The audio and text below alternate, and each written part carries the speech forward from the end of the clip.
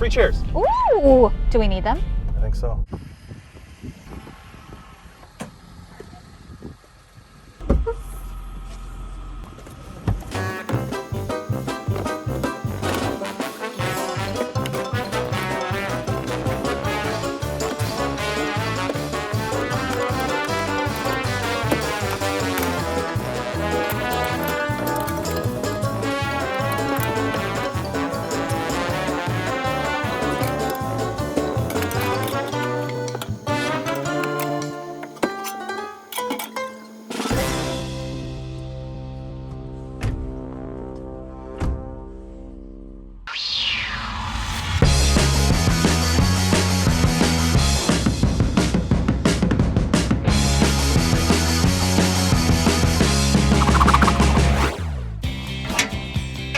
Sometimes when we're out scavenging for treasures, we'll come across something and we'll think, why would anyone want to get rid of this?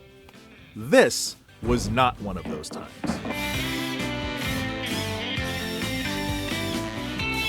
These chairs had obviously been left out in the elements for years, and there was no doubt as to why they were at the curb now. All of the thread is rotted. So I don't even need a seam ripper on this. Normally I would need a seam ripper. Even the cotton fiber, that's usually supposed to be like a rope, and it's all just deteriorated. Blech. It hadn't rained in more than a month, yet the seats were soggy and practically decaying. This is cotton batting.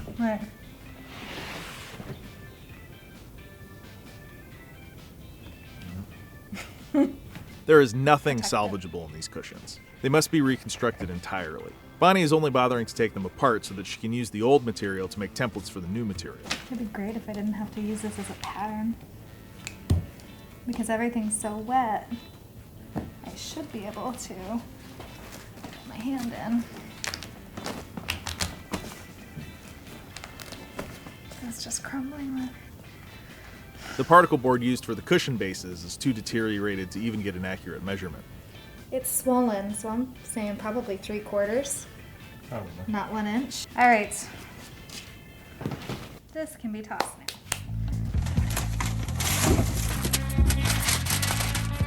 The boxing is going to be the most difficult piece to replicate. The seat is just a circle, and the welting is just a long, skinny rectangle. Do you even need to take it apart? I just need the width. I need to be able to get the thickness, so I just need to open up one end. And I would say, yes, I could just measure it, but like it's not going to work because it's got a little bit of the welting inside, so I want to open it up and get an exact measurement. That's what that's supposed to look like. But the boxing is what holds the material to the base, so getting it right is crucial. Cutting it too short will result in wasting potentially irreplaceable material. Bonnie spreads the boxing out like a snakeskin, trying to make it lay flat so she can trace it. But due to the state of the particle board, the staples are stuck in the vinyl with chunks of soggy particle board still attached. This will make it difficult to get accurate measurements. I think I want to cut out a paper pattern because this is grossing me out and I don't want to take all those staples out if I don't have to. Tracing the old material directly onto the new material saves a step. But in this situation, it's going to be easier to just take measurements of the old material and make new templates out of paper.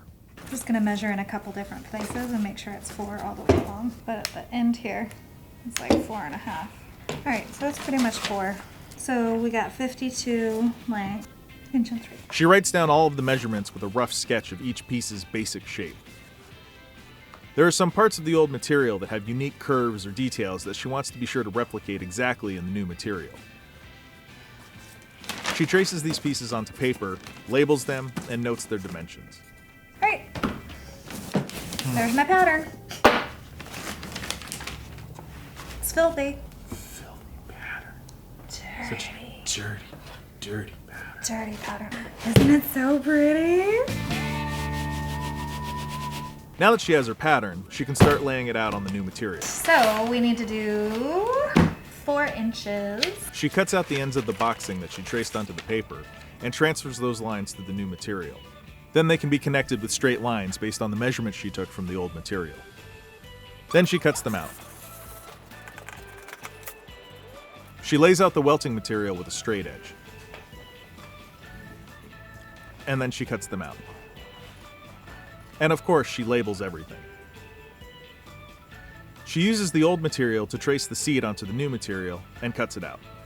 Now the sewing can begin. She starts with the welting. It takes a while because she has to go slow and stay straight. If she hits the plastic cord, she could break a needle. I hate having so slow.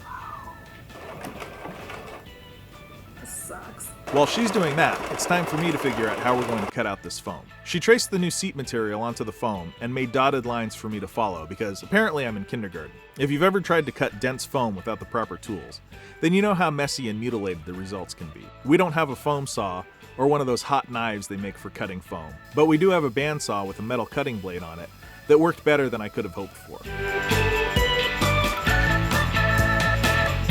Meanwhile, Bonnie finished sewing all the welting, and now she's going along the inside edge, making small cuts to make the material easier to bend around the edge of the cushion.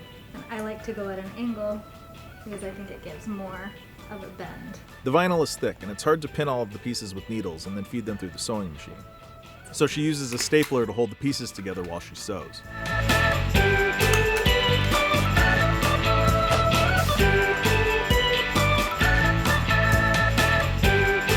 I might need a bigger needle to go through this many layers.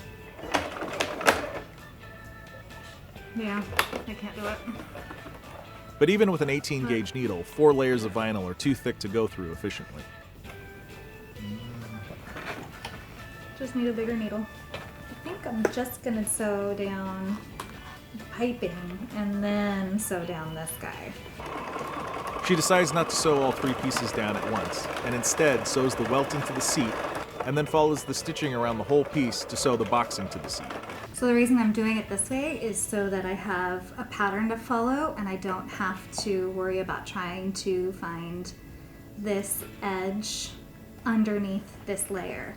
So as long as I have this pattern along here, that's what I can follow.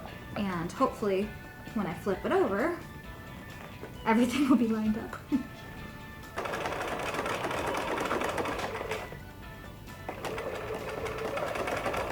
I'm gonna go along and make sure that it looks good and that it's clean and tight. I don't need to stitch these down because there's enough of a fold that when it gets folded over and stapled, it's not gonna open. So this gives me a little more room for flexibility too. Now it's time for a test fit. You wanna make sure that this is not wonky as it goes on, that it's all even. And this will go along the outer edge of the pillow. It's like trying to put a regular condom on when you need a magnet. Of course, we'll have to wait and see how it fits on the base before we tack it down. So now that Bonnie's done with the cushions, it's time for me to catch up with the rest of this project. I'm feeling a bit stingy here. I don't want to spend money on plywood or MDF or particle board. I don't want to use MDF or particle board. And I don't want to buy plywood, especially right now with prices being what they're being. And I have this growing pile of plywood scraps. I found enough to get 2 16-inch circles out of them. They'll be about 1.25 inches thick, just slightly over 1.25 inches. My initial plan was just to glue 2 pairs of plywood perpendicular to each other. But then, at the last minute, I had an idea to make them a little bit stronger. Let's joint these.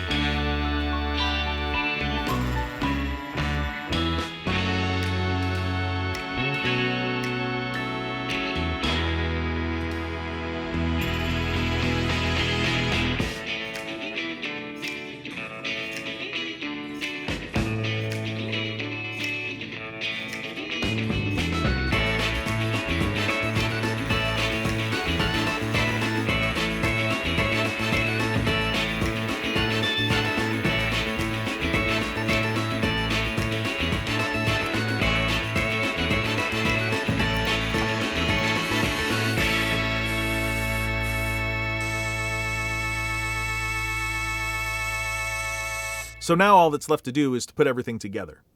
We hit a small snag with the cushions, but we were expecting it anyway. The foam was too thick for the material to wrap around fully. We're gonna have to cut the foam down. How much do you think we need to take off? That's what Cut it in half? Or? I think half is too much.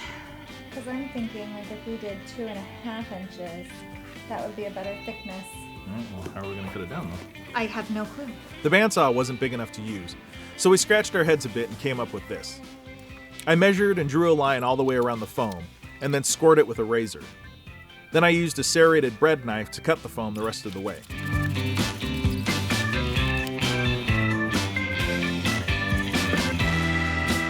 Certainly not as clean as the bandsaw. Oh, that's the trash piece. That's the trash side.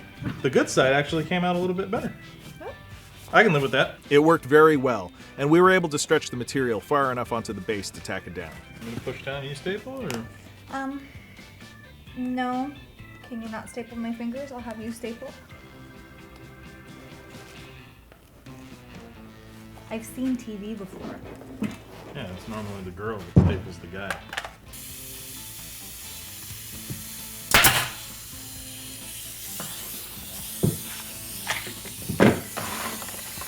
This was your job. You didn't tell me to load I it. handed it to you.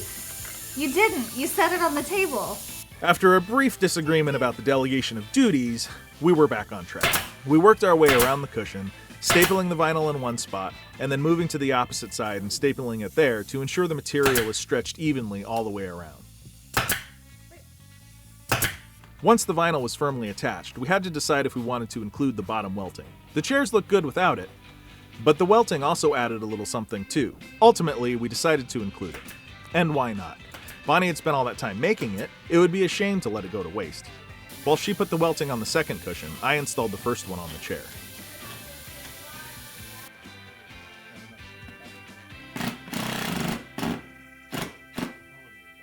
Let's try them out. Look at how they shine in the sunlight.